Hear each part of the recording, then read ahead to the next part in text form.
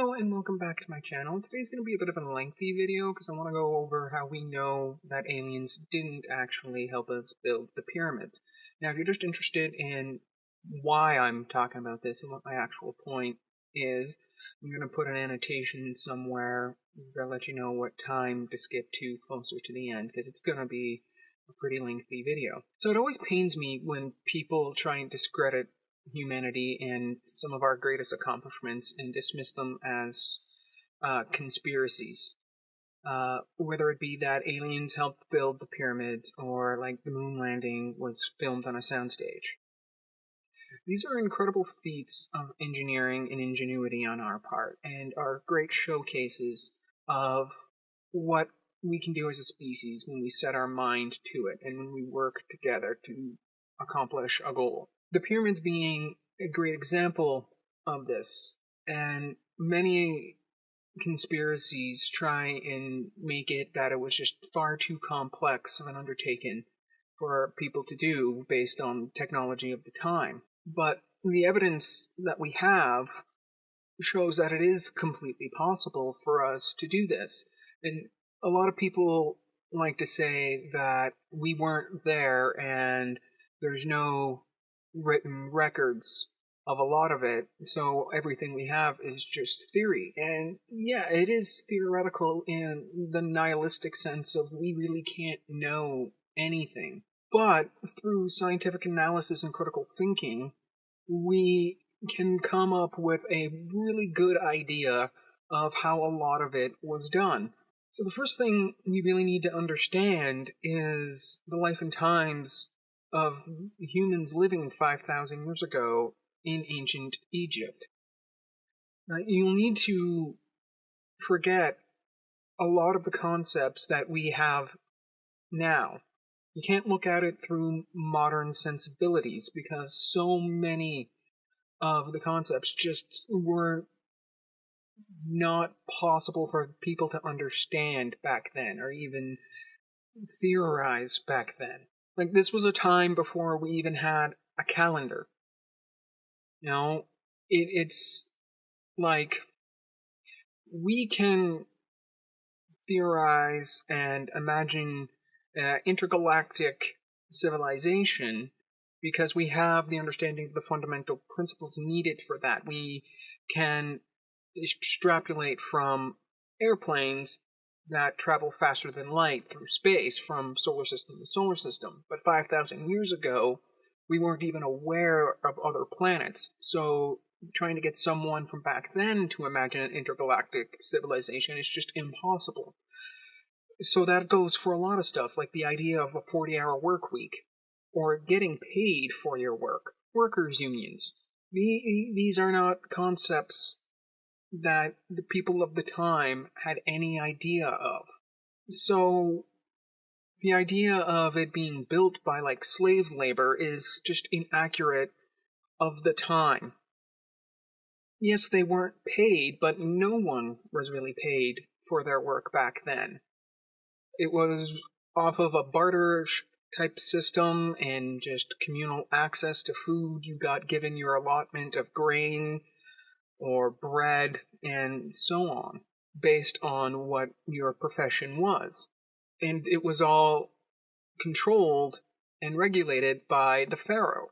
And so if the pharaoh wanted a giant tomb built, it's what you did. And if your profession was laborer, well, you were hauling stone or cutting stone. I'm just saying that we gotta put our minds in the place of what it was like for the people back then and understand their culture and the reasonings for why they would want to build pyramids in the first place. Because we're also going to need to understand the scale of the project and the amount of people involved in building these pyramids. So there's a lot of videos out there of people trying to discredit the possibility of cutting the stones. But it's completely possible if I wanted to go out and chisel away one of these stones by myself. It might take me 1,000 hours of meticulously just tapping away at the stone to get it done, but it is possible to do. But like I said, it would take me like 1,000 hours to do. Now, if you were to get 10 people to work on the stone, it would only take 100 hours for that 10 people to do. And then if you were to get 100 groups of 10 people doing it, you could produce roughly 100 stones in about 10 days, with people working about a 10-hour workday from sun up to sundown. Now, the main stone used for the building of the pyramid was the yellow limestone, which was quarried right close to the build site, particularly at Giza. And then the white limestone that they eventually used to encase the pyramids, the smooth white limestone, was brought in from further up the river, in which they would float down the river in boats and then move across the sand in sleds. You also got to remember that it wasn't just human labor involved in this, but animal labor. And so what 10 humans can pull, 1 ox can pull. So you get enough ox, you can pull quite a bit more without needing a large amount of humans to do it. And so then you add something like just putting pre-built wooden runners along the sand, and then you wet the sand and the wood, and it slides along. Even if you only get to move it a couple of feet a day, it's not like you're in an incredible time crunch to get this project done. This project is going to be a life's work project. You get a couple hundred teams of people and animals moving it along, you can see how over time this can be done. And, you just kind of work out the math of how big of a load you can move on each trip and how many people and animals you need to be able to successfully do it. And then so, the pyramids of Giza themselves are really just the shining example of generations of trial and error in pyramid design. And so when Egyptians were buried, they were buried with their possessions. Now, the average Egyptian didn't really have a whole lot of possessions, but the wealthier Egyptians and the pharaohs had really valuable stuff. So in order to protect it from being robbed, they would put mounds over it. And eventually that led to what was called mastabas.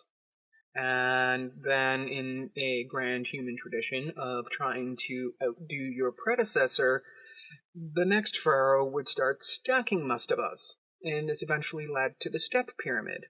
And then eventually a pharaoh by the name of Nefru finally decided that he wanted a actual smooth side and not steps. And that led to the building of the bent pyramid, which was really just a engineering failure, because they had completely miscalculated how big the base needed to be and the angles of the pyramid needed to be so as to not sink into the sand. And so eventually Nerfu ordered his third pyramid to get built, and they did it right. Then eventually Khufu, learning from the mistakes of the past, set out to outdo everybody, and he built the Grand Pyramid in Giza. And then his son followed suit, trying to outdo him and so on, and the Egyptians continued to build pyramids for several hundred years after the fact, but none to the scale of the ones in Giza. Now, this is pure speculation. They probably realized that dedicating that amount of the kingdom's resources to tombs was not the best idea, and some of it could be used elsewhere, such as in military, because they were being invaded a lot at that time. But then eventually famine struck and ended the Old Kingdom, and for a couple hundred years, the region was just in complete anarchy, and eventually the Middle Kingdom rose. And the Middle Kingdom was far more militaristic and didn't really focus much on monument building. So why am I talking about who built the pyramids? Because I want to express the importance in believing in human ability, and the importance of cooperation, in the things that we as a species can accomplish when we work together and believe in ourselves and believe in others. I also want to talk about the importance of critical thinking in education. That education doesn't stop after you graduate from school, but it's a lifelong endeavor that you have to actively and continuously be engaged in. That when you have questions, that you explore all schools of thought on the topic, and yes, that does include far out ideas like did aliens help build the pyramids? But that you also take the time to understand all the different disciplines involved in creating something like the pyramids, and that you take the time to learn about the actual history of the society that built it and why they did it. You understand the mathematics and engineering that go into something like that, and how it was possible for them to figure out the compass directions and how they aligned them to the compass directions, how they figured out the appropriate angles and the size of the base for their various different pyramid sizes so that it wouldn't sink, and that you have an understanding of just physics in general so you can understand how they were able to move such heavy objects. The importance of understanding the pieces, not just the whole. And so that's where I'm going to leave it today. So I hope you do your stuff below. You know what I'm going to want you to do, clicking buttons and so on. And until next time, bye. Thank you so much for watching. I look forward to reading your comments below. Please like and share, and please consider becoming a supporter on Patreon. The link is in the description below.